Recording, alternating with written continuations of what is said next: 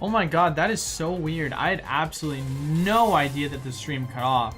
That is crazy to me. That is so random that it just decided to go dead. I'm so sorry about that, guys. I had absolutely no idea.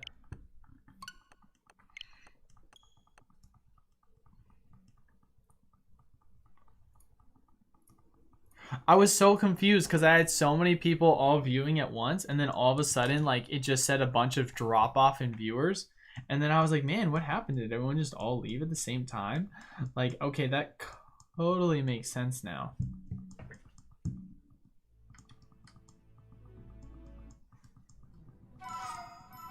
I was like, no wonder it's not discoverable anymore.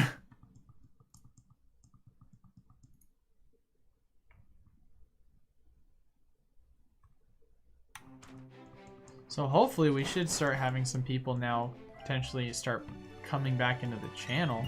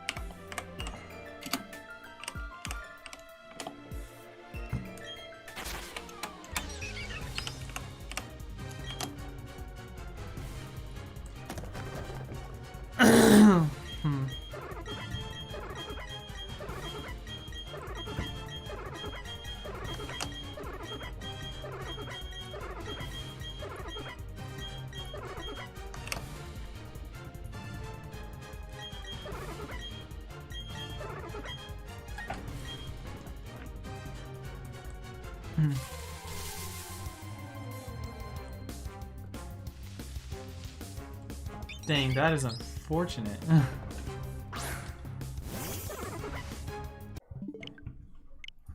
Here, I'll keep the I'll even keep the last chats up. That is so unfortunate.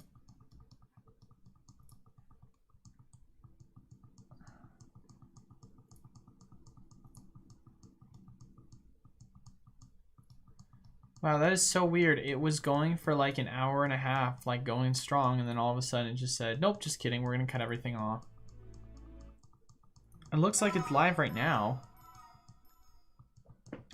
Yeah, no, it says I'm live. Okay, so it should be working. Huh, that's weird.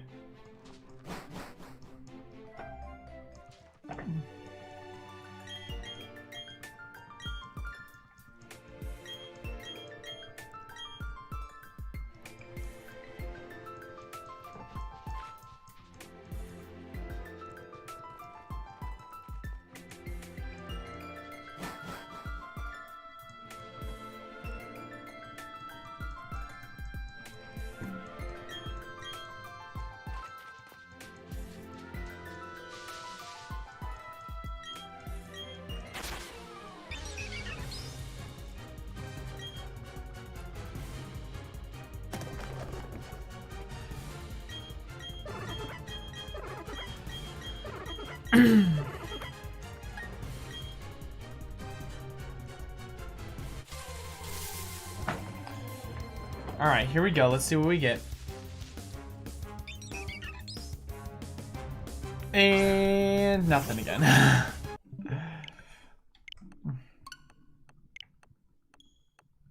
then let's add another one to the counter. All right, send that 48 so far. All right, here we go. Okay, and then it's accurate on the live counter for how long we've been going.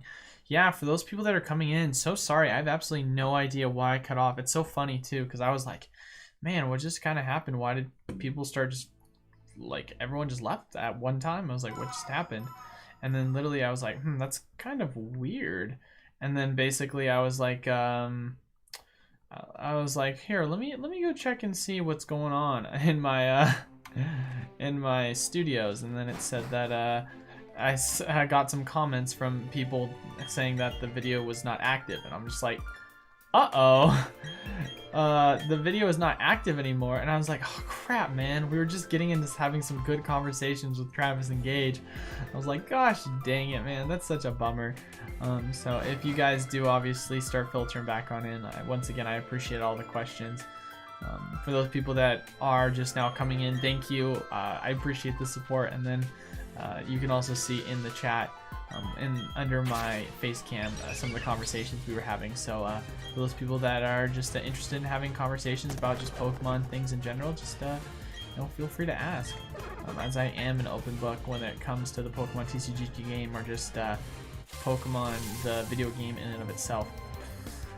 But yeah, no, that was a bummer. So still obviously trying to get that shiny Turtwig. We are now on encounter 49 and we've been going for about an hour and a half now. Yeah, definitely been going strong. And as well, this countdown timer for an hour and a half, that is for the start of the game. So it's not actually just the what am I trying to say? Why am I spacing out? It's not actually just the overall encounter rate attempts. It's also the game in and of itself. So I would say about 15 minutes of that is different, which, I mean, honestly, that should go to show you how freaking long this takes. Because I mean, if I am doing the math right, and we say to ourselves, here, I'll do it on my phone since I'm using the calculator. We say a minute and 40 seconds, right? How many grand seconds? That's 100 seconds, right? We say 100 seconds times, that's how much an encounter rate is, right? 100 seconds. So we say to ourselves, if we are going to make 100 encounters, 100 times 100 equals 10,000 divided by 60 equals 166 minutes equals about, so that's what, 2 hours and 2.5 hours. So it basically, if I'm on pace properly, it should take me about 2.5 hours to hit 100. So which at this rate, then we're saying to ourselves, I'm off by like half an hour as far as it goes, considering the fact that we're at about 50. So kind of interesting. I mean, that tells us how much time we really wasted as far as it goes in our overall encounters at the very start, getting everything all set up. But we broke the 50 mark. Ayo.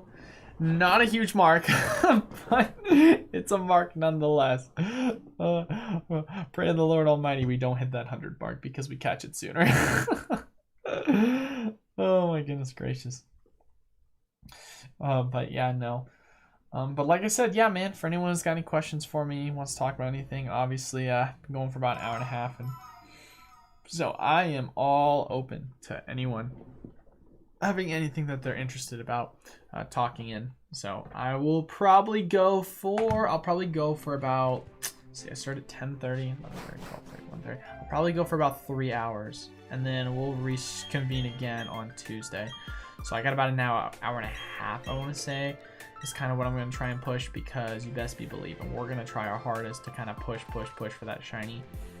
And really get the grind going.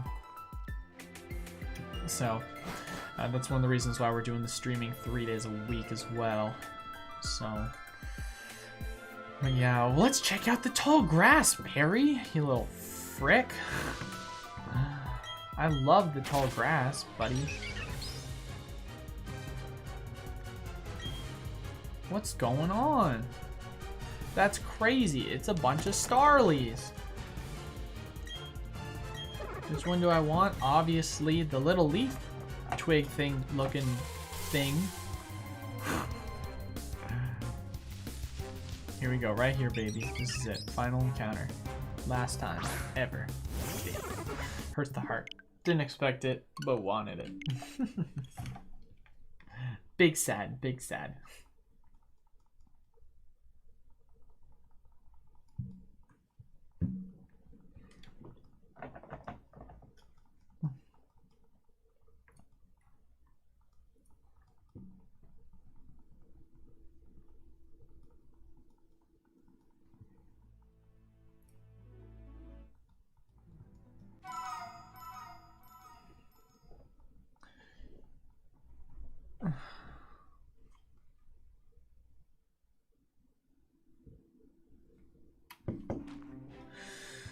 Here we go, baby.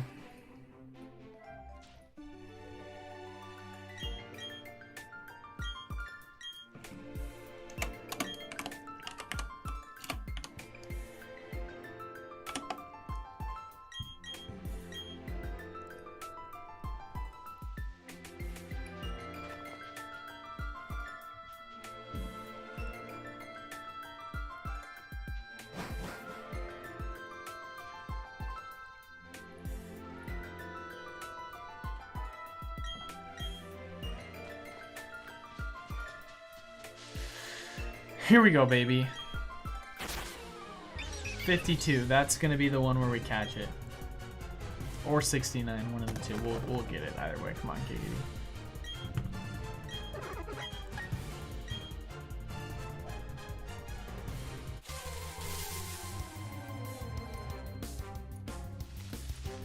All right, 52 encounters. Right here. This is it. I'm big sad. Oh.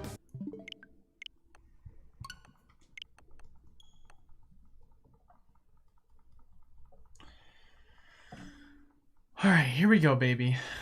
Just keep it going.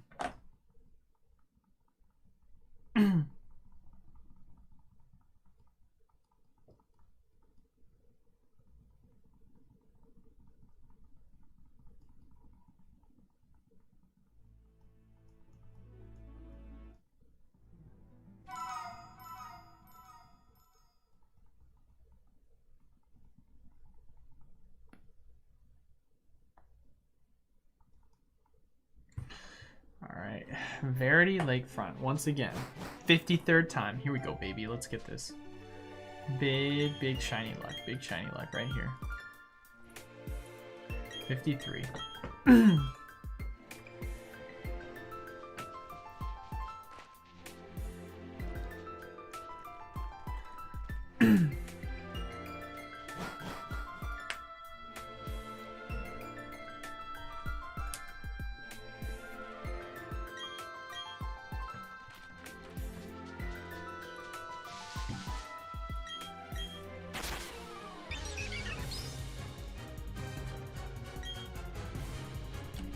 Here we go.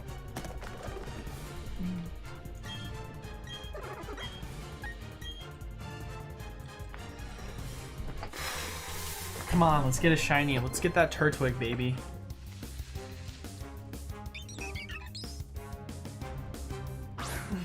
No, that's big sad.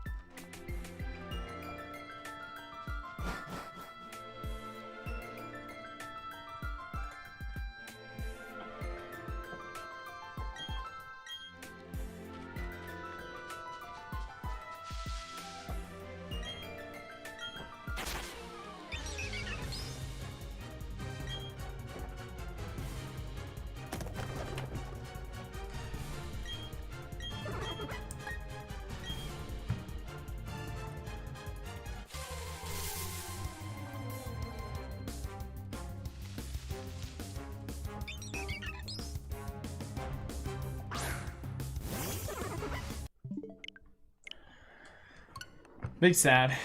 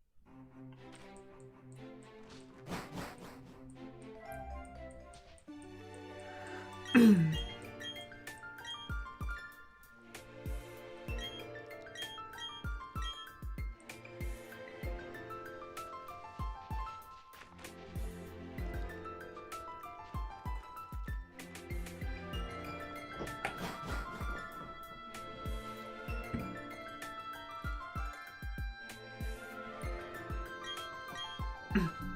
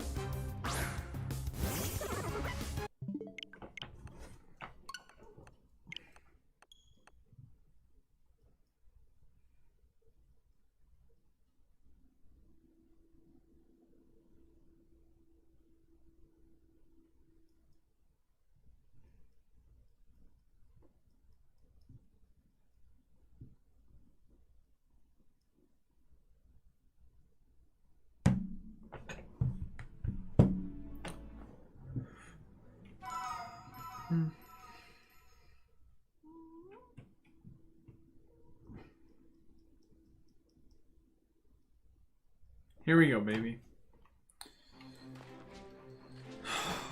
Let's get lucky! Oh my goodness gracious. Only 15 minutes.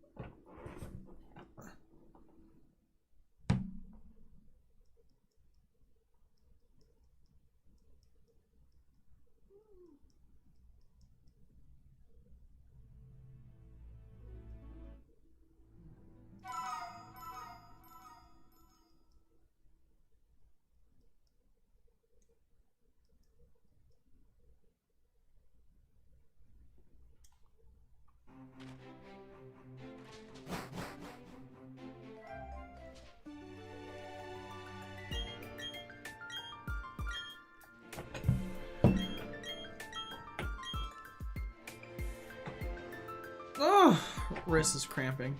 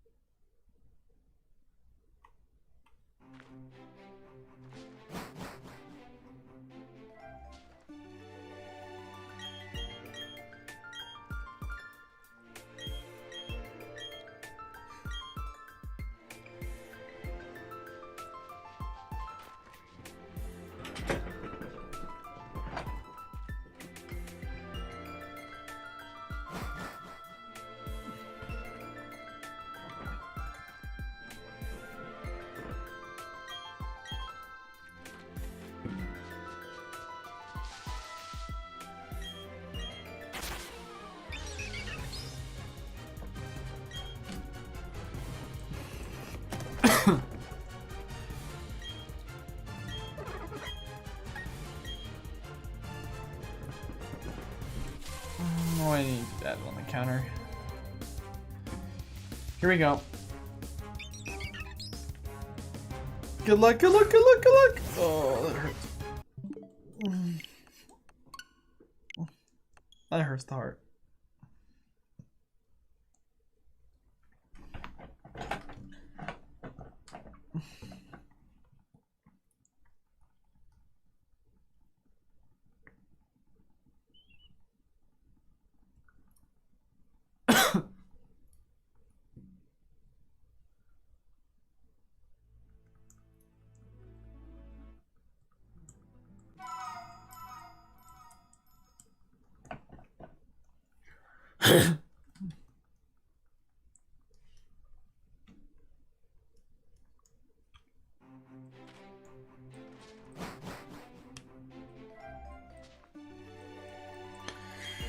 Alright, here we go, guys. About to hit 60. Still a little bit under 2 hours in. Let's see if we can get anything crazy.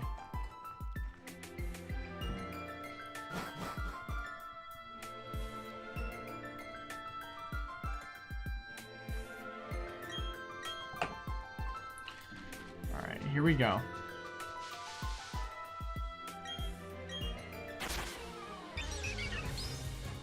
What? What's going on? Ah. Look at these Pokeballs.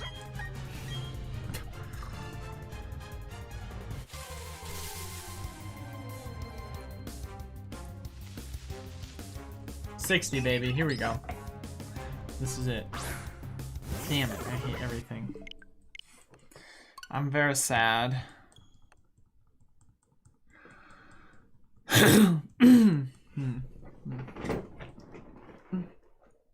Here we go.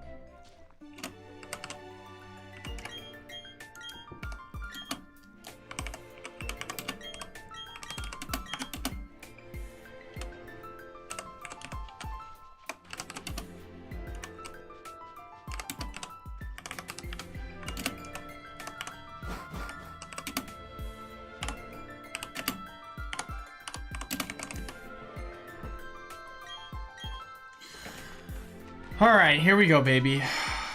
62. No! No, 62. Whew. Let's not mess that up.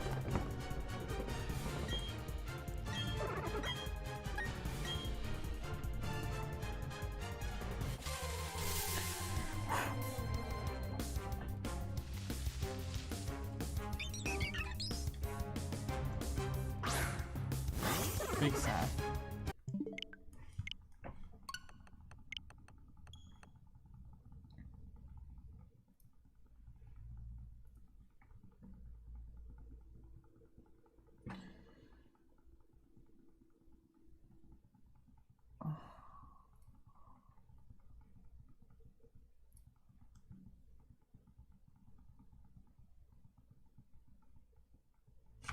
Wait, the live chat is not working? What? Hold on one second. Gosh dang it, I want to figure this out.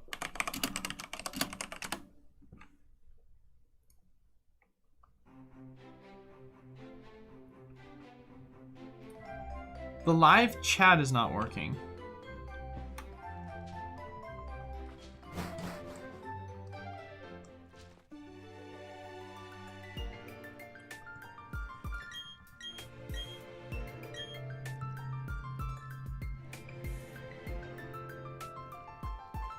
Oh, it's working again. Oh my god, thank the Lord Almighty.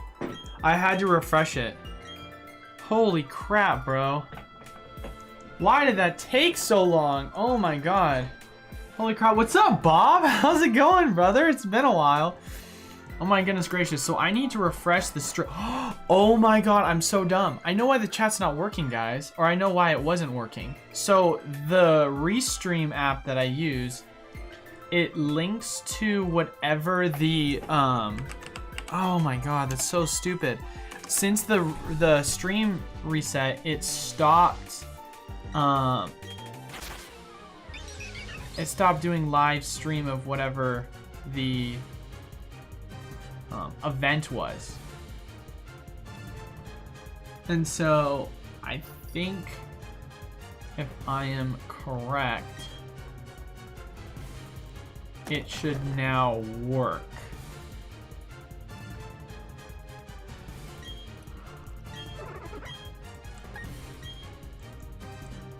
Okay. So, now if I am correct, I also go to Restream and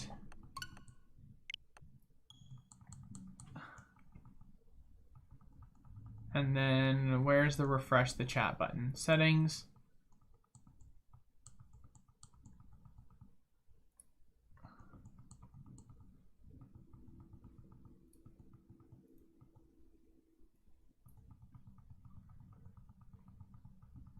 It should reset now.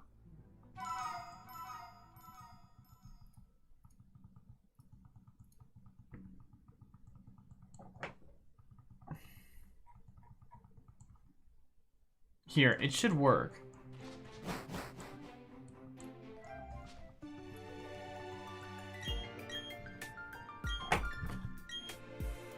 Okay, so when I was talking, it was there. Here, let me... Gosh dang it.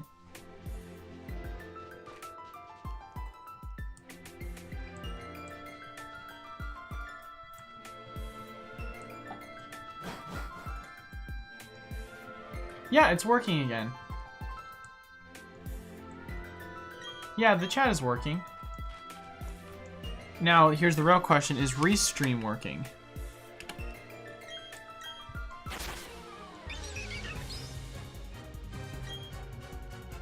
Okay, Restream is working now. Okay, cool. It's working again. There we go. Okay, thank God. That's so frustrating. Hello, everyone. Hi, everyone that's in the channel right now. Gosh dang it. I'm so sorry about that. Bob, if you're still there. Alright, just added it. Or whoever's still in the channel. There we are, Travis. Oh my goodness gracious, dude. I'm so sorry about that, Travis. I can't believe that. Oh my God, that's crazy it wasn't working. Thank you so much for pointing that out. That freaking took so long for me to figure out. Because literally, like, I was doing the stream, right? And then I saw, like, it had, like, 6 or 7 viewers. And then it went down to 1. And then I was like, yo, what just happened? Like, where did all the viewers go all of a sudden? And then I went and looked at the video. And I saw that you guys had started commenting saying the video had ended. And I was like, oh, crap. I was like, for some odd reason, like, it just cut itself off randomly. And so then I was like, all right, we're fine. And then my Restream app, which I use, so Restream is, like, kind of linked in. It's kind of linked into the channel in which it allows people to see this chat for who's talking on both the Twitch and the YouTube. And so it just now updated. But yeah, no, yeah, tech can be weird, definitely very strange. Bob, hey, I caught an Abra holding a Twisted Spoon yesterday, and I threw regular Pokeball first try. Yo, that's pretty sick that it was holding a Twisted Spoon. I don't know what the percentage odds of that happening are. I'm curious, though, did you happen to have a... Is it a Chansey that you have to have in your party that increases the odds, 50% odds, or were you just catching it randomly? So, because Twisted Spoons are pretty rare, so that's pretty exciting, my guy. But yeah, welcome back everyone who is back part of the stream. There was probably a second there where I just went absolutely dead quiet, wasn't saying anything. That is more or less because I did not know that anyone was typing, and I apologize for that, because I was like, all right, well, I guess no one's saying anything. It says I've got several viewers here to participate with, but we're back, baby. So just randomly, okay, hey, that's still pretty sweet. I don't know what the percentage odds on that, but that's pretty rad, Bob. How you been doing, by the way? It's been a while. I saw, obviously, you commented on one of my videos not that long ago, and then I obviously responded. It's been a while. How you doing, brother? Hopefully all things are going well in your life. But that's gonna come with you to the Elite Four. That's so funny. Hey man, you're definitely gonna want to need it. I mean, let's see how it is in this game. Obviously, I think Travis, was it you saying that? I forgot who was saying it, but someone was mentioning how basically that the Elite Four is apparently gonna be hard, and you can play them multiple times, and they'll have maxed out EVs and IVs. So that is actually pretty interesting, in my personal opinion. We'll kind of see what the future of that is gonna hold long term. But right now, we're obviously still focusing on getting that shiny. 65 encounters in. Still haven't found it. But it's all good. We'll still seem to keep on chugging along until we finally get it, no matter how long it takes. Hopefully it takes not too long, but hopefully we get some good shiny luck. That's kind of all I'm gonna say. Hopefully we get some good shiny luck. Oh my god, I just did it. That's 66. 66, not +6, +1. Messed it up. There we go. All right, here we go. Right here, baby. Tiny Leaf Pokemon Turtwig. Let's do it. Let's do it. Let's do it. But anyway, Travis, what was the last thing we were talking about, Travis? You had asked me questions about Chilling Reign. I saw also you left a comment on, nothing.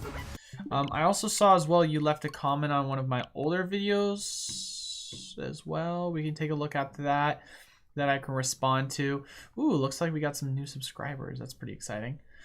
Thanks everyone as always. Where was my comment?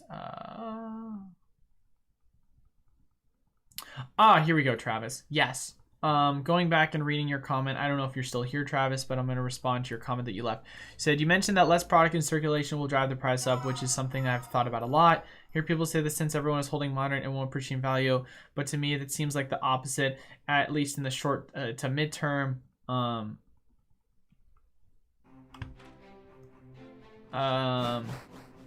In the short to midterm, all of the product is hoarded, therefore becomes scarce, therefore the price goes up. However, as the product that's hoarded starts getting injected back in, the appreciation will obviously plateau, so long-term appreciation could be nerfed, but how that will look depends on how long people hold, along with obvious demand. IMO, most people holding right now are casuals and will sell once they see a considerable increase 1 to 3 years, which could mean the midterm increase gets nerfed, but long-term we'll see fine as long as demand. Sorry for this long post, but something I didn't hear people talk about, interesting to hear. So first off, Travis, honestly, I have absolutely no problem with long posts. Long posts are actually my favorite to read, so I absolutely appreciate you for making a long post, brother. Don't apologize for that. Like, obviously, we've started interacting and going back and forth with one another. I 1000% agree with you. I think that people who are saying that, you know, everyone's holding and therefore the value is not going to go up long term don't understand basic economic theory and don't know what they're talking about in the context of collecting. But yeah, it definitely sucks that the stream cut off. But here, I can answer your question. The reason why I say all these things is because here's the thing. Even if that theory were to hold true and you were to say to yourself that everyone is holding, well, guess what? If everyone were to, hypothetically speaking, hold on to moderate and then the value would continue to stay plateaued because everyone is holding on to modern, well, guess what? After 10 years, that product goes out of print. Then what? There's no print for that, so the product in and of itself is going to inevitably have to go up over time because the scarcity will have to increase as more and more people flood on the market. Now you can say to yourself that, let's say 5 years down the line, hypothetical situation, everyone floods all their product all at once, so there's a huge amount of it, right? And so for that reason the price only goes up slightly because everyone is holding it. Well, guess what? After that wave of like initial, like you said, 1 to 3 years of people that drop all their product on the market, guess what's going to happen for those people that didn't drop their product all on the market when everyone else did? It's going to see a huge increase because a huge amount just got flooded on the market. So as far as it goes, I 100% agree with your theory. I think you're 100% on the nose as far as it goes, because hey, that rhymed. Hey, that rhymed. Because I totally believe that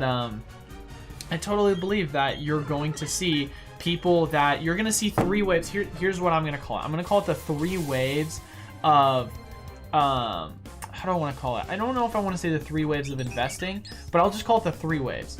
The 3 waves of price action. That's what I'm going to say. So you have your initial investors, right?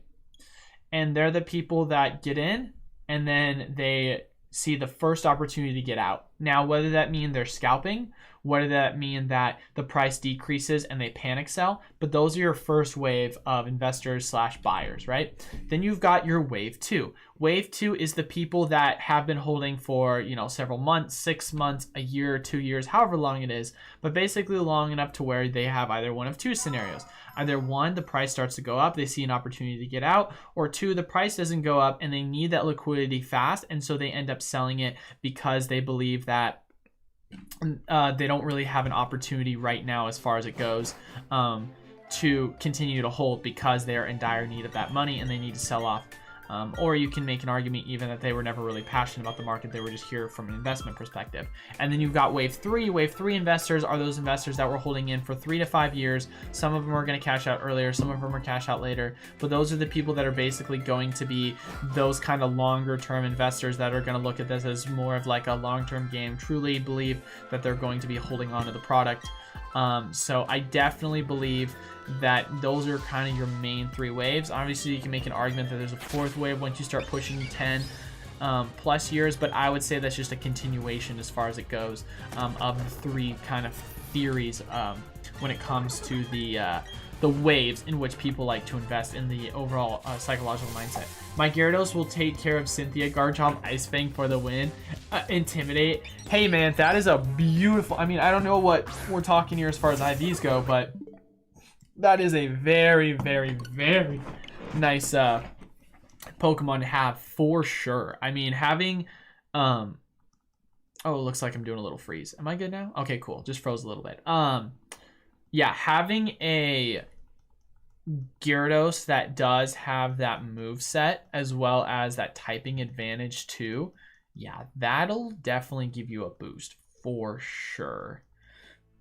So definitely think you're gonna be doing fine, especially considering, Bob, if I mean, I don't know how far you are into it when it comes to the Elite Four, but it seems like we'll be interested to see if it is any easier or harder since this is a remade game, obviously. But yeah, that's kind of my answer, honestly, Travis. You know, you've got your 3 waves of investors, your 3 main waves. You've got the people that are in it for the short term. You've got the people that are in it for what would be considered the medium term and the long term. And those medium term people are the quickest to get in, the quickest to get out, or they're the ones that are quick to get in, over leverage themselves, and end up over expending, and so need that liquidity right then and there. And then you've got those people that initially bought in, wanted to make a quick flip, and so on and so on. But yeah, no, I mean, you just have your 3 waves. Also, we're at 69 and we didn't get a shiny. I am absolutely upset. So that is for the memes, that didn't look pretty. All right, here we go, baby. 70 at least. I mean, oh, I would prefer 69 personally.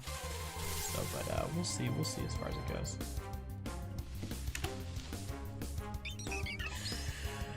Here we go. 70 is the magic number? No, it's not. It's the magic sadness. Oh! But yeah, I'm curious, Bob, where are you right now as far as it goes? What kind of sorry about my cough, by the way. I have no idea why I have this cough right now. Where are you as far as it goes through your journey? For some reason, I just seem to be stuck at the very beginning. I can't seem to move past it. Oh my god, 2 hours and 11 minutes in. Here we go, baby. Oh, just keep on chugging along. But yeah, no, hopefully that all made sense, of course, Travis. I feel like you seem smart enough to understand everything I said, especially considering you and I seem to be on the very similar page. But one thing I will say, man, obviously not financial advice, not a financial advisor. Chilling Reigns, I do think, is a really, really good investment right now, especially if you're able to get the booster boxes for 85 bucks. Because like I told you about, you have to understand risk to reward. I don't know if you heard that part, but yeah, you have to understand your overall risk to reward when it comes to investing. And considering the fact of the matter that, I'll just go reiterate it and say it again. And considering the fact of the matter that, you know, if you were to buy it at $130 and then you were to say to yourself, you know, the price were to tank a little bit in the short term, obviously you would be fine if you're looking at it from a long-term perspective, but you could have gone in at a lower price. And so looking at it right now, saying if you can get booster boxes for 85, which is about the wholesale price that you can get from a distributor, then that is a lot lower risk, because the only potential downside is if there was like a flash sale, which if that were to happen, you take advantage of it.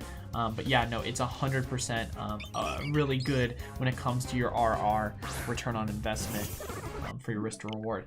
One of many things I would consider investing in is how much desire there could be. Yes. You mentioned that. You mentioned that desire. Yes, we talked about that. And this is one of the things, I don't know if you heard this response, but I don't think you did, considering you're reiterating that. Desire in the context of that, Travis. Basically, here's my personal opinion. Although I do think desire plays an important part, obviously, but I think the two most biggest things, here's the two most important things. Which sets have those character cards that are the most nostalgic? And then the kids that grew up in that era, how many were there that invested in, or not invested in, but, you know, collected during that era? And so what do I basically mean by that? I mean, you think about it from this perspective. If you look at, you know, the most popular sets that we currently are looking at right now, Sure, you can make an argument that it's the one with really beautiful card work art, but I also think that it's the ones that have those characters that a lot of people can nostalgically resonate to, because a lot of people do resonate with a lot of those older characters, whether it be Eevee, Pikachu, Charizard, and so on and so on. And so those are the sets that are going to perform strong, and you can make that for Gen 2 Pokemon argument, Gen 3 Pokemon, Gen 1, and so on. And so as far as it goes, each kind of group has their own subset of people that invested in that and collected in that certain era. So with that being said, as far as it goes, Chilling Reigns, you have to also say to yourself, okay, we're saying the price has gone down quite a bit, but also you've seen Evolving Skies has gone down quite a bit. Obviously, I think Evolving Skies is #1, so I think in the overall Sword and Shield era so far.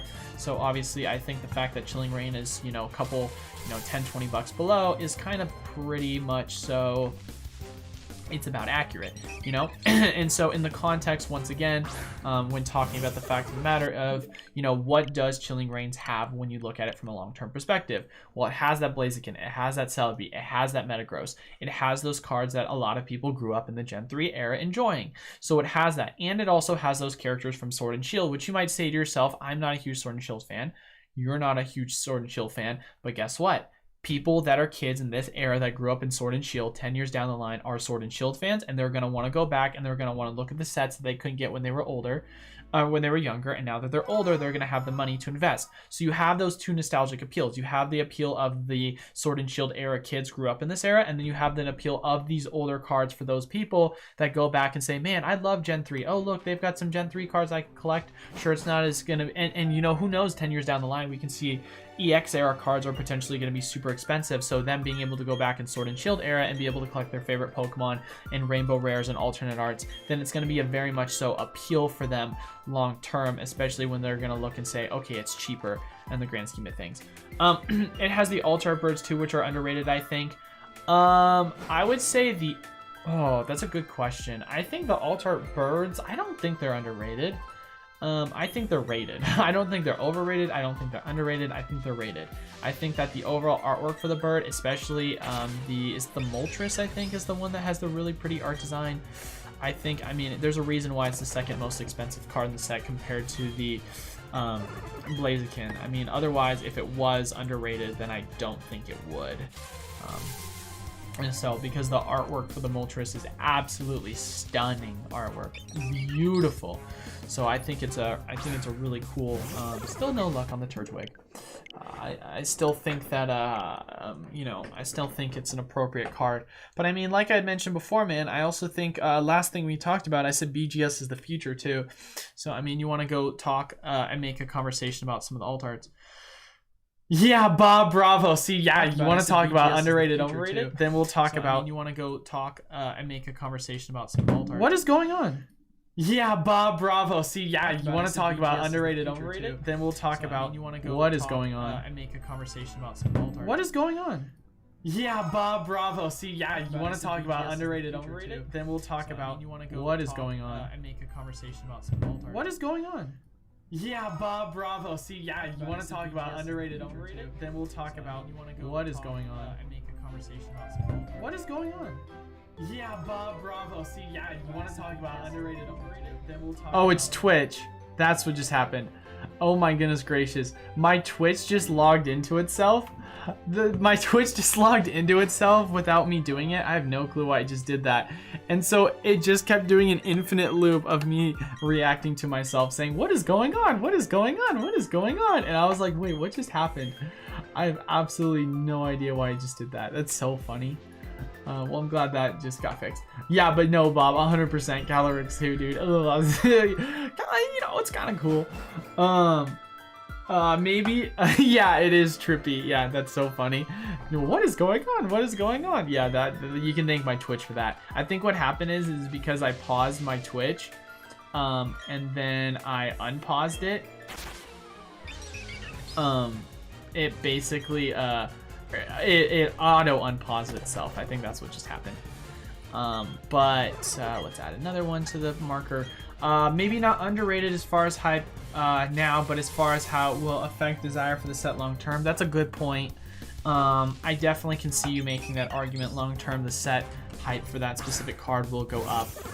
But yeah, I mean, honestly, dude, I think that No, I agree with you. Yeah, I agree with you. But if we're talking singles, you know what my overall opinion is. We say to ourselves, we're gonna want to take a look at those cards that are part of the BGS Black Label. How much we have, and we can take a look at that too. Honestly, with some of the Pokemon that have really high value when it comes to BGS. I mean, a perfect example, in my personal opinion, is you want to talk about, let's go to like, and we can look it up together too. We can pull it up and I can do a screen share of it. Screen capture. So let's go to a screen capture and then we'll go to add new screen capture and then we'll show this screen. Yeah, we'll show this screen. Screen capture, move it off to the side. Let's do a little bit of change. Oh no, let's not change that. Game screen capture, there we go. Let's pull it off, make it a little bit smaller. But we can say to ourselves in this, I mean, you can kind of see my face. You don't really need to see the chat, right? You can say to yourself, you look at these cards, right? And we can say, okay, let's take a look at, let's look at some of the Charizards, right? You can say Charizard. We'll say Charizard. Let's do V. Let's just do Charizard V, right? You can see that a lot of these cards for Charizard V are around the price point of $100, obviously. Here, I'm gonna do this. I agree. Thoughts that Evolving Skies is much better set objectively. Yeah, for sure. I mean, the artwork design for Sword and Shield era, in and of itself, has been underwhelming. It has its high points, it has its low points. It's a pretty middle of the road era for sure. But I would say that Evolving Skies definitely stands tall if when looking apart from everything else. But okay, let's take a look at some cards, right? We've got these Charizards. Then we're around 152, 115. This one's breaking below 100. I've never seen this Charizard this cheap, so that's crazy. You've got the Charizard VMAX. You've got this Charizard V from the Darkness Ablaze, the Lance's Charizard, the Charizard V. So now let's say to ourselves, right, after looking at all this, let's take a look at eBay, right? Now let's say Charizard V. Let's do, was it Darkness Ablaze, I think it was? Blaze. And then we'll go Black Label, right? We'll say Charizard V, Darkness Ablaze, Black Label, right? So here's the deal. This obviously is the most recent showing, but we'll take a look and see what the most recent sale is. So here's the regular V, that's the Black Label price. Here's the regular V promo, and there is the Black Label price. You can see all these Black Label prices. We obviously don't know if this is what the regular V is going to sell for as far as it goes. But we can take a look too at the population report, and that will tell us a lot more as well when looking at the overall regular V Charizard. This one right here. So one thing I think that's important to kind of take into consideration, it looks like we've got some more people in the stream.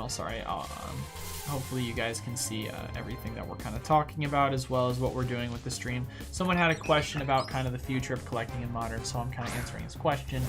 But basically, I mean, as you guys can kind of see when taking a look at it, as far as it goes, that Charizard V in and of itself, just from a Black Label, I mean, we saw what it was going for. Let me go back in time, and here's what it's going for right now. And it's interesting. This is just the Japanese one. I don't even know what the English one looks like. But if you say to yourself, going off of the fact of the matter that you have the English one, let's ignore the Japanese one, that recently sold for a total of around $1,400. I mean, or was it 1,600? Sorry, 1,600. It obviously had the crossed out price. And then you have just recently in November, you had this one sell for $4,000. You have to aggregate your risk and say to yourself, okay, what are the odds that it's worth it for me to kind of get this Charizard, right? And so I did the math. It calculates itself out to the fact, whoopsie, let's not take a look at that. It calculates out to the fact of the matter that's about a 1 in 90 when it comes to the overall kind of it comes out to around 1 in 90 when it comes to the overall odds of getting a black label. And now where am I getting these odds from? I took the 9.5s, the 10s, and then the black labels. I took all of them and then I divided it by the grand total that there were for the black labels. And I said, okay, this is what the kind of percentage odds. And I did this across the board, and it consistently came a range between, you know, anywhere between 75 to 95 when it came to the overall odds. So for that reason, you're saying to yourself, okay, if I were to buy 90, it's not guaranteed, but if I were to buy 90, what are the odds? And you have to obviously make sure that you're just not buying garbage. Like we're saying 90 near mint to mint, right? So with that being said, if that's what you're doing, you ask yourself, okay, what are the, you know, what are the chances? 1 in 90. And then you say to yourself, okay, we look at the prices, right? Let's take a look, go back, let's go back, bring up the screen capture again. Let's bring up the screen capture. People can take a look and see what we're kind of going back and looking at. We can say to ourselves, okay, as far as it goes, look at these Charizards, right? You can say to yourself, if we say this Charizard V, we'll objectively say, because it hasn't sold, we'll objectively say this is selling for about $1,000, right? And we say this is about a 1 in 90. Well, if we want to do the math and we say 90 times 5, that's gonna cost you about $450 to sub buy the cards. And then you say to yourself, 15 times 90 is how much we're gonna say the older price is. We can even say conservatively 20 times 90, that's how much you're spending. 1,800 bucks, right? 1,800 plus the 450, then you come out to around $2,250. That is how much it's gonna cost for you to get this Charizard V. That's how much it's gonna cost for you to get it graded. And you can make the same Charizard for the V full art as well. So with that being said, that's how much it's going to cost you to get that 90. Now, once you've kind of gotten to that point, then you say to yourself, okay, well, if I hit that black label, statistically 1 in 90, if you do hit that black label, then you say to yourself next, okay, you sell that black label, and you were able to, let's say, sell it for around 1,000, 1,400, 1,000, 1,600, whatever that is, right? You still obviously have about $600 left that you still need to recoup off of all your expenses. But now saying to yourself, you have 89 other cards that are potentially 8.5s, 9s, 9.5s, 10s, non-black labels. At that point, you're saying to yourself, look, I can just hit one black label and that's going to recoup about 80% of my overall overhead costs when it comes to this, which of course you're playing the odds, you're playing the statistics. This is like opening a pack, but like on a bigger, grander scale. And so that's where I think like when looking at BGS long-term investing, I think that it's far more, you know, fruitful. And this was calculating that it was $20 a card, which we don't even know what it's going to be. It could be 25, it could be 20, it could be 30, it could be 15. 15 was what it was before. So, you know, it depends on how it's going to look back from back then to in the future. So you have to take a lot of these things into consideration. But ultimately speaking, if you hit, you know, if you find that area where the black label price is valued proportionately to the overall scarcity of the card and the amount in circulation, and you can say to yourself that you can go and add to that by potentially getting a bulk amount of that card, grading it, and then hitting that 1 in 90. I mean, you're going to be making a boatload of money. Obviously, it's all speculative. It's all an investment. It could go sour, but it could also go huge for you. That's kind of what my personal opinion is the future when it comes to BGS, regardless of the fact of the matter.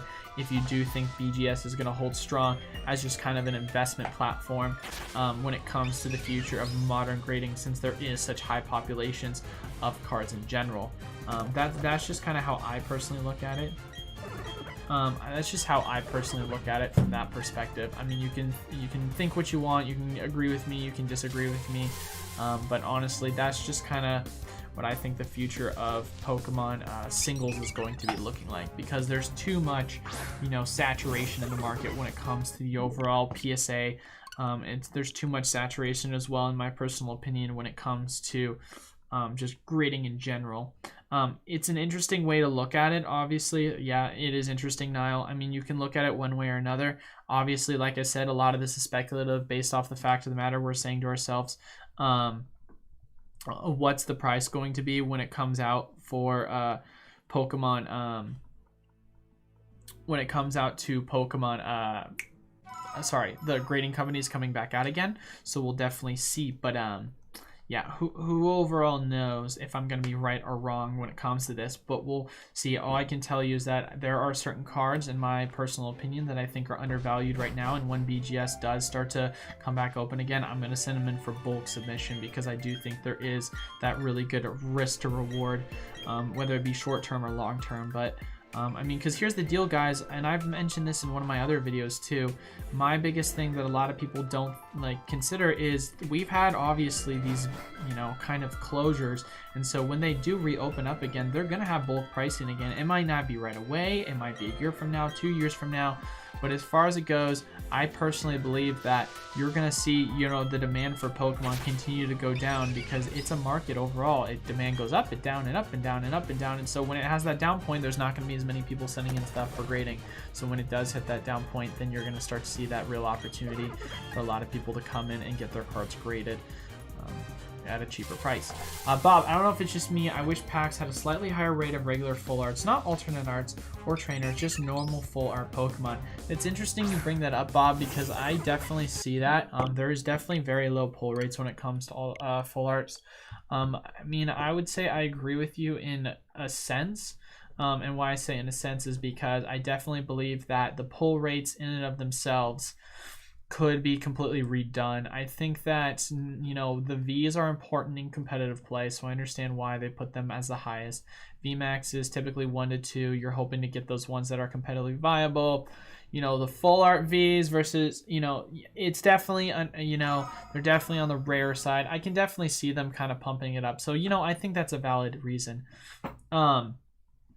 Travis, I'm not really into singles and grading much. Like, I have some raw cards of Pokemon, but I've never thought of it interesting. I'm mainly a sealed collector / investor, and of course that's very respectable, Travis. I mean, I myself, the majority of my collection is comprised of sealed, less slabs, because there is a lot less risk when it comes to slabs.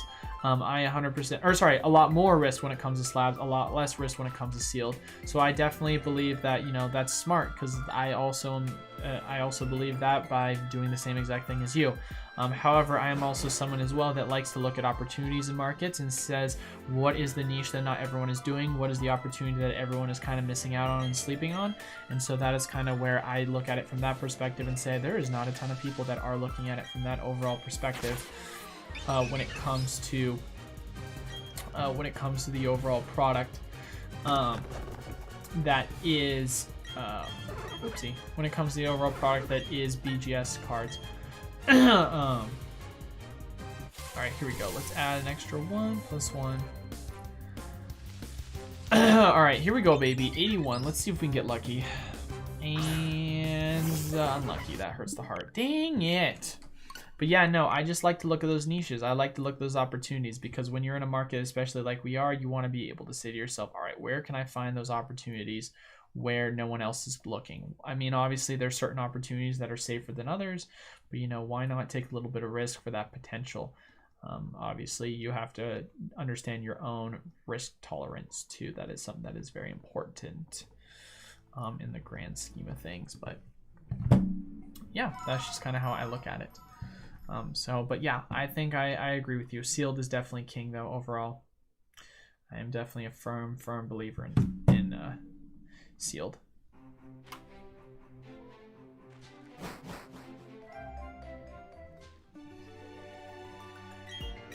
All right, here we go, baby. 81. Man, that is crazy how we're still sitting on that. It's not crazy. I mean, 81's not that many encounters. I act so stunned that it's a 1 in 4,000 and we're sitting on 81. I guess it sucks because it's 2.5. The wave of Hackmons will soon be upon us in trading. Oh, I see what you mean by that, Bob. It took me a second. Oh, yeah, that sucks. Yeah, in the game, yeah. I mean, as far as it goes, you know, I mean, you understand your risk with the Wonder Trade, so, I mean, you kind of play the game. You know, that's why when it's Wonder Traded, I obviously will only trade Pokemon that are expendable, especially when it comes to what I'm trying to get out of it. I haven't Wonder Traded in a while, haven't really needed to because I just did it for the national decks, but, you know, if you're trying to get like a shiny Mew or something like that, you're going to be getting it on a hacked website 9 times out of 10. Or I should say even 99 out of 100. For real, I think sealed at MSRP is the safest investment you can make. Yeah, I would say so, for sure. I mean, as far as it goes, in the context of safest investment in Pokemon, yeah, it's pretty safe. I think that most things when it comes to sealed MSRP are pretty safe. Booster boxes, elite trainer boxes are definitely going to be your safest bet. I think that, of course, you can go back and say that you're going to look at, sealed, vintage is going to be a lot safer. And I think once you start saying to yourself, you hit out of that reprint wave. But of course, in the context of what do you determine when you say it is the safest? You know what I mean? It's definitely a very safe investment when you're at these prices of $85 or so on. And I mean, I wouldn't be surprised if Battle Styles dropped even further, which is crazy to me considering the fact that that it got so much hate, and Rebel Class is such a worse set in my opinion for what you have in, Battle Styles with the Tyranitar and the Empoleon. But of course, once again, wasn't the set that was supposed to be a huge collector set. It was supposed to be specifically used for competitive play. But still, I mean, I still think it's a great set. I master setted it, so I think it's beautiful. What? Pokemon? Where did these come from? Let me just all right, we're at 83 right here, baby. Let's get it, Turtwig. God, man, my wrist gets so sore sometimes. I don't know if you guys have ever experienced that. It's kind of weird, but here we go. Wild Starly and unlucky. That hurts the heart. But yeah, no. I mean, you could make the argument that you're going to be safer in these WotC eras. Like, of course, WotC is always going to be safe. I think it's going to be extremely safe. I think that it's out of print. Sets more or less that are out of print are going to be extremely safe for the most part. The question, of course, is are these sets overvalued? And also, have they seen their bottom? That's another thing you also have to consider when talking about how safe, extremely safe are we talking. If you say to yourself for the matter that, we're at literally the printing price, and you can say to yourself, it can't really go any lower. Like, it can in the grand scheme of things, but from a long-term perspective, it's got very, very much more room upwards than it is downwards. Versus you say to yourself, let's say booster boxes from the Diamond and Pearl era, from the Black and White era, from the older XY era. You can say to yourself that these prices are pretty safe because they're out of print, they're scarce, they're in demand. But then you can also say to yourself, well, guess what? This has a lot more room on the downside because of how much of a pump you've seen it go up over the past, year or two. So that's where that downside is a lot of people aren't considering, because although I do believe that it is safe because it has all those three things that I had mentioned, I do think there is, of course, that aggregated risk when it comes to the fact of the matter that we're coming off of all-time highs and a lot of things are starting to retrace, and Chilling Reign is at its breaking point and bottom point as far as it goes for the retrace. That's not to say that Chilling Reign is going to outperform older sealed product from a percentage perspective, not a dollar perspective, because that's a completely different argument. But I am to say that basically you're at the bottom right now, basically, for Chilling Reigns and a lot of its modern product. What if you name your shiny Turtwig finally? Yeah, right.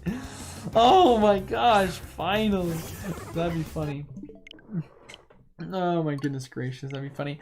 I agree with, even if it does go a little lower, it doesn't matter because there's so much room to grow. 100%. Koga, first off, welcome back, brother. Appreciate you being a part of the stream. Yeah, no, 100%. Also, did I just do the counter? I think I just did the counter. I'm pretty certain I just did the counter. I can check and go back and check on my phone. But yes, I 100% agree with you, brother. I definitely believe that there is that room to grow as far as it goes. It does have so much more upside.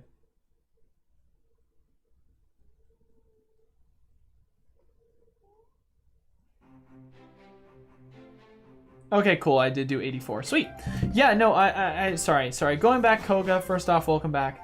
Say that again. Yes, 100% agree. It's the downside. It's the risk to reward ratio. It is what is the overall percentage downward versus upward. You can take a look and see to yourself where we are going. And then yes, I 100% think that you've got little downside compared to the upside. Yeah, your buy-in pack price is important for sure. For example, I just bought an Evolving Skies booster box for $103 and consider that safe. albeit we don't know how much or how long they will print. So, Travis, you seem like the kind of guy, if you haven't already, is probably going to go back and watch a lot of my videos. So one of the things that I mentioned, I'll kind of give you, I'll kind of say something about one of my videos that kind of I had talked about. So when it comes to the way in which the Pokemon Company is doing things, they're doing it in several ways. They're doing their initial wave 1, wave 2, wave 3 for new product. They started this back in Battle Styles is when they did these wave 3 products. So as far as it goes, they have done wave 1 for Evolving Skies and 2. Some places got 3. I personally got 3. I don't think everyone has gotten 3, so I wouldn't be surprised if there is that initial third wave. With that being said, I think there's, if, you know, I could be wrong and we could say to ourselves, okay, this is it, this is here, that's that third wave, or I could be wrong, there's going to be a third wave.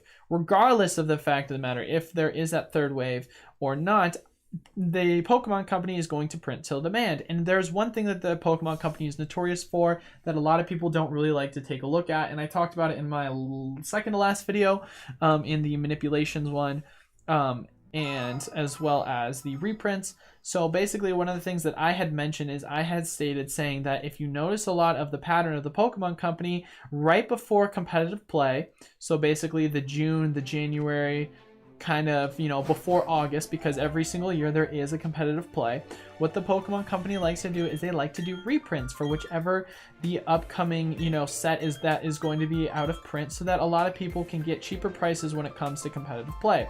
You saw that last year we had the Unbroken Bonds and the Unified Minds reprint, and you saw prior to that we had the Roaring Skies and the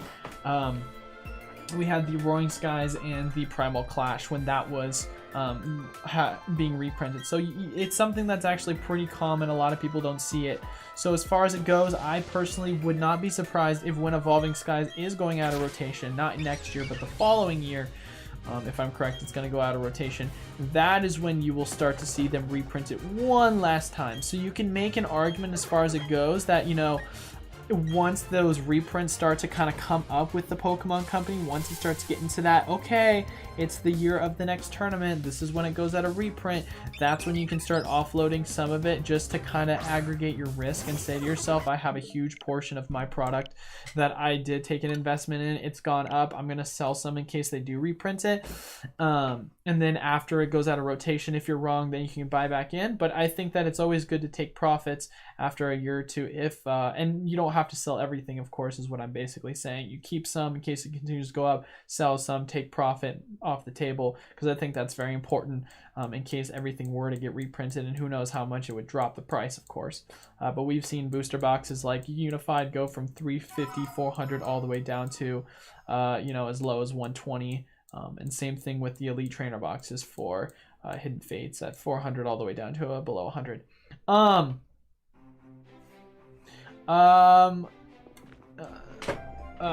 Koga. I just recently bought 4 VMAX Climax booster box for about 83 a box.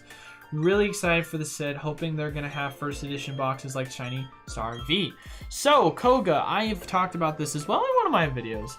One of the things that I have speculated about the Shining VMAX Climax set is I said I think it's going to be like a Hidden Fates. The reason for that belief, and I could be 100% off base with this, but the reason why I think it's going to be like that is there is definitely some implications on the news as far as it goes of that being potential. So if you go back and look at Poke Beach had come out and they had mentioned that there is going to be a shiny Mew VMAX, a shiny Rayquaza VMAX, and a shiny Duraludon VMAX. So if you believe Poke Beach as a source, like I do personally, you take that and say to yourself, okay, what do these 3 Pokemon shiny VMAXs have in common? They're part of the Evolving Sky set, and they're a part of Fusion Strike sets, aka they all are part of older sets in the Sword and Shield era.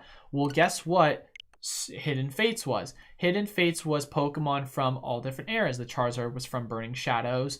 You had the Sylveon, and which was a part of the which was a part of the Guardians Rising, and you had some of these other Pokemon as well that were part of some of the older Sun and Moon era. So basically what the Hidden Fates was it was just alternative arts of shiny variations of Pokemon from the Sun and Moon era. And so with that being said, I'm speculating that they're going to be doing the same thing. They've been kind of keeping it quiet because the hype for the set is going to be so huge. I could be completely off base with that, but I personally believe that's possible what they could be doing with the set. Now, of course, you have to also take into consideration that they do have those character arts, and you're saying to yourself, okay, what are they going to do with those character arts? Obviously, it could be a subset of, you know, a huge combination of Hidden Fates, a huge combination of Shining Fates, but also at the same time, it kind of makes you wonder how they're going to approach it, considering there has been leaks of both things happening. I wouldn't be surprised if you saw the Pokemon Company USA kind of break it up into two, make a Cosmic Eclipse 2.0, a Hidden Fates 2.0 because it was super popular, and kind of go from there. But that's kind of my own personal speculation on the subject, that it wouldn't surprise me if that's kind of the route that they go with both. So especially because they've seen the demand for Hidden Fates and some of the sets after that, so they know that they're going to make a huge amount of money doing that, so why not? I understand that 3 waves of product, but isn't that a separate thing from reprints after seeing Sun and Moon ETBs, reprints among other things? It seems that you can print anything for like 4+ years. Well, I mean, I don't know if you just heard the point that I was making, Travis, but I just said that there are going to be reprints. There will be reprints after the initial waves that typically are the lead up to the rotation of that product going out of competitive play. So that is separate from those 3 waves. So you have your initial 3 waves, then those are usually happen within the year of the product, and then about a year or 2 later, then right before the set's about to go out of reprint, it could be as early as the start of that rotational year to, you know, June, last second, right before the tournament, August. It'll go out of rotation to September, so the Pokemon Company likes to make that product cheaper, so that's where you'll see the reprint. They could, of course, reprint it multiple times in between then. They could reprint it somewhere in between. Just really depends, of course, on the demand compared to the pricing, because the Pokemon Company likes to reprint till demand. So that's kind of where you have to take it into consideration. As far as it goes, you bring up a good point when it comes to the Sun and Moon. There is a lot of speculation, though. One thing I will say about the Sun and Moon ETBs, that they were basically just a bunch of old Sun and Moon booster packs that they were trying to get rid of, and then they were repackaging them into Elite Trainer boxes just so that they'd be able to sell them, and it wasn't truly a reprint. Obviously, that's very speculative. The Pokemon Company has come out and said that basically about a couple months ago they said that anything up until, you know, Evolutions and Current is up for reprint, so we could potentially see more and more of product being reprinted in the Sun and Moon era.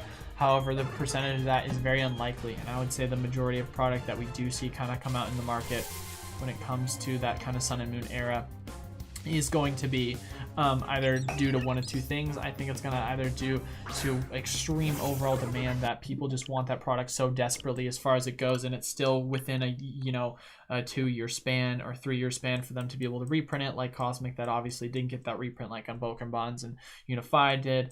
Or it's going to be one of those things where it's going to be a lot of product that was kind of hidden somewhere on the shelves at the Pokemon factory where they didn't have the product initially sold, so they came out and just brought it back. So, I mean, I think that's more likely. Of course, like I said, the fact that they made that statement several months ago saying anything is up for reprint within the time period of basically Sun and Moon. However, one thing I would say, taking that in, you know, with a grain of salt, they basically have also come out and said that prior to the overall, you know, rotational release back in September. So then you also have to ask yourself, well, if they made that statement to begin with, a lot of the Sun and Moon era Pokemon are still out of that rotational part. So it wouldn't make sense for them to do that to begin with. If they wanted to do it, they would have done it before August, but when they made that statement. So who knows? There's definitely so many different variables when it comes to that. Yeah, I had a feeling the ETBs were just old stock. I mean, like I said, Travis, it's not confirmed. It was a rumor, it was a reputation that a lot of people feel as if confirmed.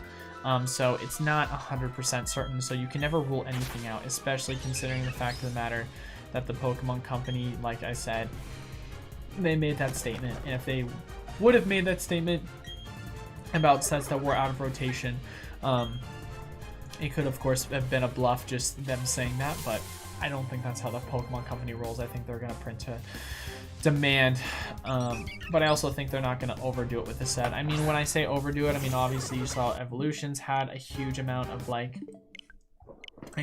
reprint, print, but I think that was just because the overall set was in such high demand at the time, and the Pokemon Company was really selling nothing else but that at that point. So you got a lot of things you want to consider as far as it goes, but yeah, so many different variables and so many different speculative things. I mean, we can't really know for certain unless we have some sort of an insider information, you know, kind of like how I have my distributors and I know what the product they get and how they get that product. But as far as it goes, you 100% never know the truth behind if the overall Pokemon sets were either reprinted or old storage unless you talk to your distributor about it. Kind of like how on my website for my distributors page, they had a couple of pre-release kits that had some Lost Thunder as well as Fates Collide booster boxes and build-in battles, and basically they were selling a couple of those. I called my distributor to ask them, are they doing a reprint for these? They said no, this was just old inventory that we happen to have. So it was one of those things where I was able to kind of find out. But it still is interesting to show that a lot of places still have product on the market in which they had it in back storage. But also I talked about this as well in my older video. One thing you also have to understand, Travis, in the manipulations video that I posted and talked about, is there are a lot of places that basically what they will do is they will hold old product and they will basically and this is distributors, which I think is kind of scummy that distributors do it. I mean, I understand why they do it because there's so much money to be made, but rather than fully distributing all the product, they'll actually hold on to some product, and then as the market prices begin to go up, then they'll start to distribute that product and force the retailers to pay a higher price because they believe that if they just hold it on for a couple months, a year, and you see that market price increase, then they're going to charge you, the retailer that is a part of their distributing contract, higher prices because that product is no longer a part of that initial print wave. So the distributors will do that where you'll get thrown off because you'll be like, oh, are they doing a reprint? In reality, distributors have just been holding on to this product because they've been waiting for it to go up in value, and then once the market price has gone up, then they'll bring it out, which I think is kind of scummy because, like I mentioned, man, like your distributor, your job is to distribute all the product out that the Pokemon Company is giving you. But I mean, from a business perspective, I completely get it. And if the Pokemon Company has not addressed it, and I don't know how widely known this is. I've seen SM Pratt make a video about it before, very, very several years ago. So it comes down to whether the fact of the matter is it widely known. If it is, the Pokemon Company's okay with it. If not, then who knows? Maybe bringing light to it kind of will play a role in it. Yeah, that was the first video I watched of yours, for sure. Scummy thing distributors should do. Yeah, no, dude, it sucks. I'm glad that's cool. That was the first video of mine that you watched. But yeah, no, it's tough, man. But I mean, we're in a market. Everyone wants to make money, man. That's just how this market works. Everybody wants to make money, and distributors are going to try and take advantage of the system. So you can say it from one of two ways. You can say you can't hate player, play the don't hate the player, hate the game. Or you can say to yourself, overall, I think that the game needs to be redefined. Either way, I feel like they correlate with one another when it comes to your overall decision. So, but yeah, it's just something that a lot of people really need to take into consideration when it comes to it. So 92, baby, still not at 100. And we've currently been going for almost 3 hours, man. God, that is crazy to me.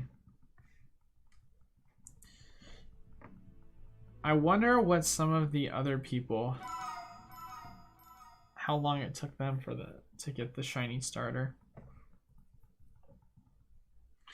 Gosh dang it, man. Let's see if we can get lucky. Koga, the game needs a patch. Koga, why do you think it needs a patch? I'm curious. I'm curious why you think it needs a patch. Is there a bunch of errors in it? I mean, what is the current reason? I think the fact that the shiny charm is broken kind of sucks. Because it only works, I don't know if it's broken or if it's the intention, but it only works for eggs.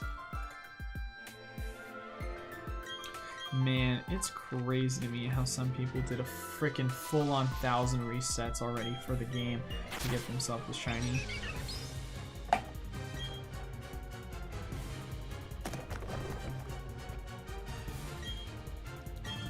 So here's something interesting. Here is a YouTube channel that shiny hunted a Puplup after 258 encounters or soft resets. They got a shiny Piplup. But what's interesting is they had 2 switches. And it took them about 5 hours to do.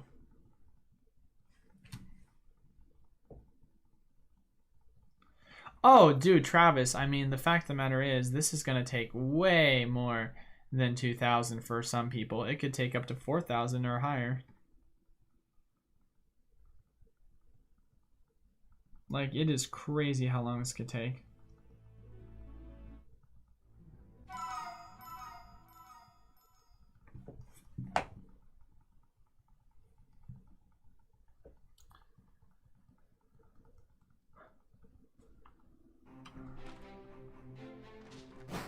I think Koga was talking about the game in reference to hate the player phrase. Oh, that totally makes more sense. Oh, that's so funny. Yeah, I 100% agree with that. Thanks for pointing that out, Travis. Yeah, no, you're talking about the Pokemon TCG collecting game. Yeah, it needs an update. That's so funny. I don't know why I was so slow to get that. I'm sorry. I had spaced out. And that's so funny, my guy. Yeah, you're 100% right. Okay, I'm just curious how this guy had so few resets.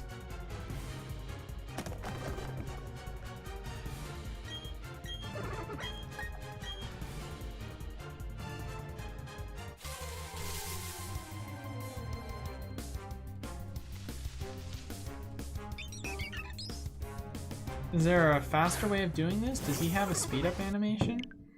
Scalpers need to be sorely nerfed. Dude, scalpers have started to actually get nerfed quite a bit, thankfully. It definitely seems to be one of those things where you can actually see Koga. It seems to be one of those things where you can see actual product in the stores a lot more, which is actually really, really fruitful. I mean, obviously Celebrations is harder for some people, but the prices have gone down so much. Scalpers don't have the opportunity to make money, and a lot of them are just moving on, which I think is really good for the market. So I'm pretty happy about that.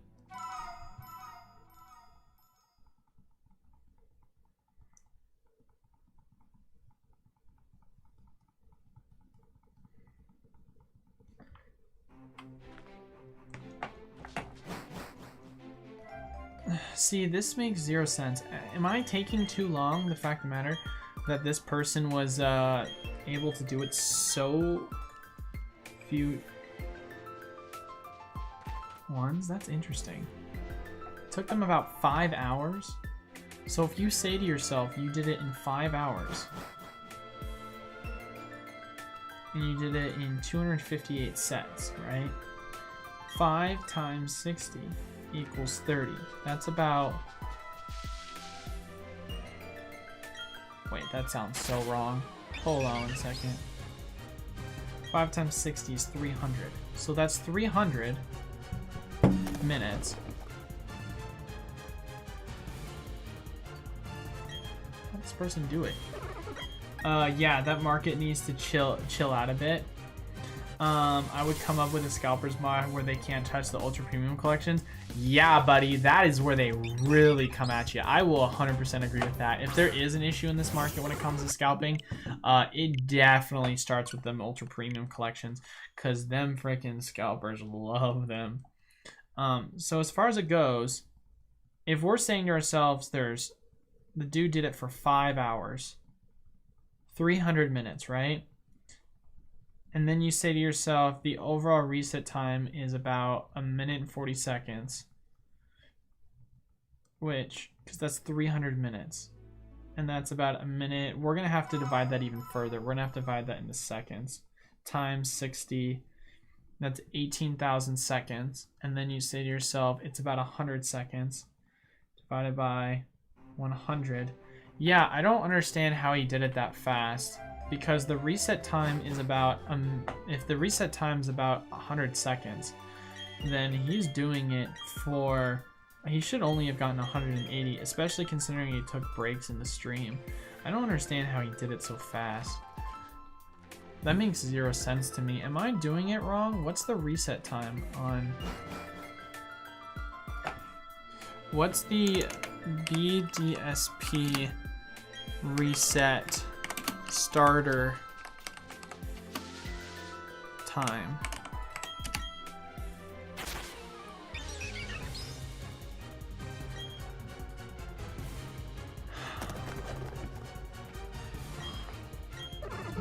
I'm gonna guess and say you'll get it before 1,000 tries, but it will be a long time. Yeah, for sure. I mean, considering we're not even onto 100, and we're sitting at about 96 encounters right now.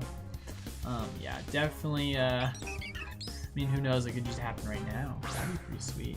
Damn, there's the heart. Yeah, I'm curious if you can make the reset time shorter somehow. Yeah, I watched his video and he didn't do that. It didn't look like he did.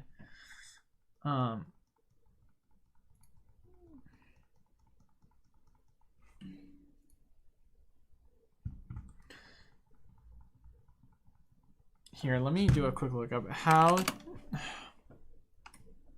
fastest way to reset for a shiny in BDSP. I wonder if there is a method.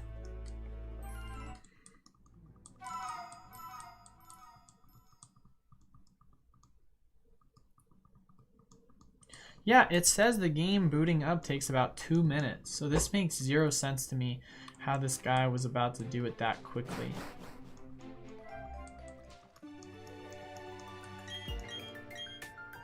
I don't know if his counter was automatic or correct, but maybe it's because he was counting by 2. Because he had 2 streams up. That's the only thing I could possibly think. So like, let's watch one of his videos, right? 150.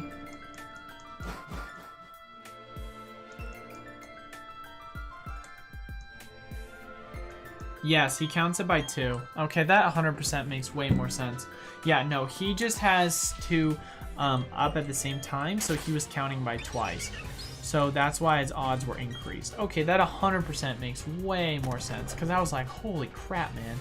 The fact of the matter, this guy was being that efficient with having 2 open. Oh my goodness gracious. But that 100% makes more sense. Yeah, there's that adds up a lot more. Because I'm over here sitting at like little under 100 and saying to ourselves, yeah, wow, oh wow. I saw a video, one thing, Travis, that I thought was interesting. One guy got it in first encounter. I was so sad. Well, it shouldn't be sad. I mean, good for the dude. But there's one, if you look at the top videos, Shiny Starter, 1,067 soft resets. Shiny Piplup, 26,000 resets. You've got 42 resets. That's crazy. Sorry to get back on cards, but what is your favorite modern set? Going back to, say, beginning of XY. Okay, that's a great question. Of course, yeah, dude. Let's get back on cards. Like, no need to get off track. Favorite modern set. I'm gonna need to take a list and take a look. Let me take a look. Pokemon sets in order. Oh, here's a question for you, Travis. Are we including spring collection sets like Hidden Fates, Shining Legends, or are we saying booster box sets only? That is one question I will ask you, because that will obviously play effect into which one's my favorite.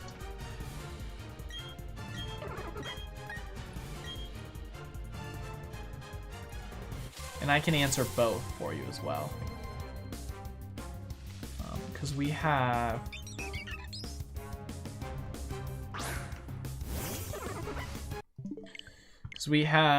taking a look, we have in the XY era, man, they started off with a bang, being following XY. It was Flash Fire. That's pretty crazy. So Flash Fire is an amazing set. I do like that. Phantom Force is also really good. Ancient Origins is phenomenal. I love Ancient Origins. That's one of my favorites for sure. Evolutions is solid. Definitely wouldn't put it up there as one of my favorites. Sun and Moon era. I love Cosmic Eclipse. I love Cosmic Eclipse. Okay, so I think, honestly, in my personal opinion, if we're going to rank it in my overall favorites, if we're talking top 3, and I'll even give you them from, I would say number 1. Number 1's got to be Cosmic for me, for sure. I would say number 2, and a close second, is Hidden Fates. Number 3, probably Evolving Skies. And then I do like Flashfire a lot. Flashfire is really good. Probably gonna have to say Ancient Origins is up there though. Ancient Origins is definitely a really good one. But yeah, if we're saying favorite of both, then yeah, that's Cosmic Eclipse, followed up by you know, Hidden Fates. I think those are both phenomenal sets. I mean, it's hard not to love Cosmic for myself, especially considering the majority of Cosmic cards are Gen 4, Gen 5, and those are my, you know, 2 favorite generations. Having Dialga, Arceus, and Palkia card, which absolutely looks phenomenal. I think it's such a good looking card. Absolutely love it. Also having Reshiram, Zekrom, and Lord N, also a beautiful card. You beat the game, you should get shiny coming. Shanya beat the game, you should get a shiny shaman. Hi Sunny, welcome to the channel. First off, I don't know what you mean. Are you saying that can you soft reset for a shiny shaman? Because after I beat the game, oh, you 100% believe I will soft reset for a shiny shaman for sure. I do like to soft reset for legendaries. So I definitely will do that if that is a possibility. One thing I am bummed about, you can't shiny soft reset for a Mew or a Jirachi. But yeah, no, those are my favorite, Niles. I would say now if we're talking specific eras, I love Ancient Origins. I'll put Ancient Origins up there right next to Flashfire. That's a pretty hard one. I want to say initially Flashfire because of all the Charizards, but that just seems so basic. So I like Ancient Origins because I do love the Rayquaza. Oh god, Phantom Forces is so cool though with that Silver Dialga. It's hard not to like that, but that doesn't define a set as one card. So yeah, I'm gonna go Ancient Origins because it's not defined by one set. Ancient Origins, favorite XY, Cosmic Eclipse, favorite Sun and Moon, and lastly my favorite of the current eras, Evolving Skies for sure. So that's kind of how I would rank it. And then also once again ranking it. Hey guys, we did it! We broke 100! Yay! But yeah, no, definitely that's kind of how I would look at it. But we broke 100. Let's go, bro. But yeah, no, what was I gonna say? Yeah, what's your favorite, my guy? I mean, let's do the same exact question, Travis. Going back XY, what's your kind of favorite? Yes, you can just go to beat the game, get the national dex, then do the glitch. I'm not trying to do a glitch, my guy, Sonny. I've done everything legit. The last time I did a glitch in the Pokemon game was back in Emerald when you could do multiple duplications glitch so I could get multiple Master Balls. Because that sounded like a glitch that was appropriate. But I'm not, I mean, I don't know what the glitch is. You could explain to me what the glitch is as far as it goes, but I'm not really trying to do a glitch. I'm just trying to you know, catch Pokemon as legit as possible. So, because that is my thing as far as it goes when looking for shiny Pokemon.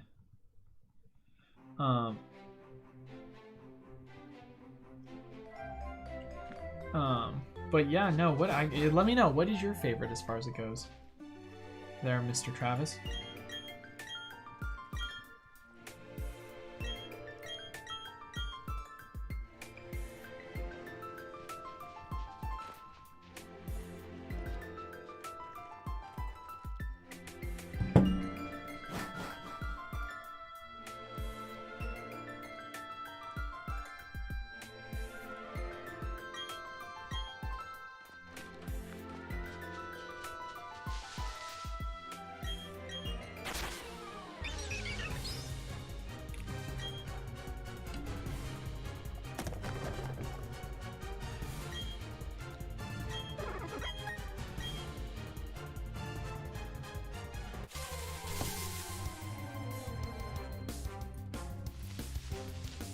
$101, baby. Officially over the 100 mark.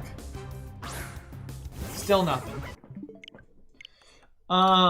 Tough for me to choose because I missed opening all Sun and Moon, but I've looked at most of the sets cards and I definitely appreciate the art and Cosmic. Hi, Minion. How's it going? Minion. Wow, I can't speak English. Minion Popsicle. What's up? How you doing? Welcome to the channel. But my two favorite moderns are probably Evolving Skies and Hidden Fates. Yeah, dude, hard not to like both of them. They're such amazing card art sets. They're so sick. Yeah, dude. I mean, yeah. I mean, it sounds basic, but it's a popular one, man. Everyone loves them. So everyone loves them. They're definitely really, really cool. But yeah, no. I mean, yeah, no, 100%. Super cool sets.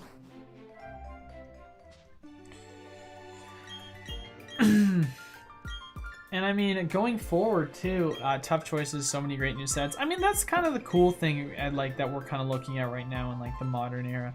Like there are so many cool sets there are in the future, and I absolutely love that. I think it's so cool that we're able to given the opportunity to be able to have so many cool sets, because the Pokemon company has really like 100% stepped it up recently. Yeah, they've done just such a great job. I'm very ecstatic over the fact of the matter of how we've gotten such bangers in each era, you know, like, and that's not to say that like we didn't have bangers in the you know, the Diamond, Pearl, like you know, Platinum, Heart Gold, Soul Silver era, because we definitely did. But definitely one of these things where I would definitely say it's been pretty strong past couple of sets, or eras, I should say. Koga, Tag Bolt is definitely one of my favorites. Oh, I see what you're saying. Tag Team? Tag Bolt. Why am I thinking? Why am I saying Tag Bolt? Well, that's a Japanese set, right? Because you've got Team Up, Tag Bolt. Tag Bolt. Why am I spacing out? I think that's a Japanese set, right, Koga?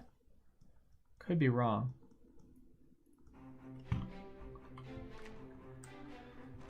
Oh my goodness gracious. Okay, but one thing I will say, guys, so we've been going for about 3 hours and about 15 minutes now.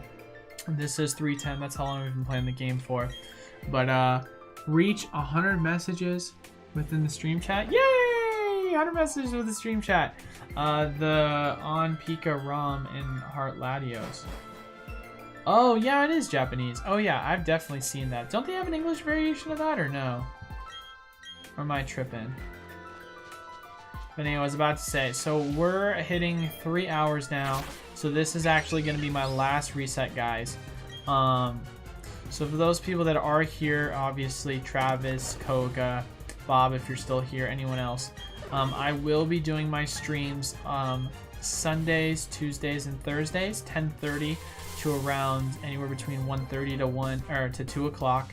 I'm gonna try and limit it to just 3 hours because I still have a second job that I work, and so as far as it goes, I want to make sure that obviously I am able to do it right and kind of play the game as much as I can and try and get that shiny, but also interacting with you guys and answering your guys' questions. Yeah, I figured it was part of Team Up. I remember seeing that card. But yeah, as far as it goes, I am absolutely dying right now. I'm getting burnt. I need to go eat some food, take care of some things. But thank you guys all so much for watching. Thank you guys all so much for taking the time to talk with me and help make the time go by faster, because it really does help out a lot. I really enjoyed our conversations from all of you guys. It does mean a lot. And as always, you know, make sure to leave a like down below in the video, subscribe, and leave a comment, because I love answering your guys' questions, talking to you guys about all these kind of things. It is super fun for me. Yeah. And then lastly, we are doing that giveaway tomorrow. So if you haven't already left comments on the videos for the week and you aren't already subscribed and liked, then highly recommend going back and watching them videos, because we're going to be giving away some Pokemon packs tomorrow. And of course, every single Monday after that. But thank you guys all so much for watching. Until then, I will see you guys on Monday. Peace.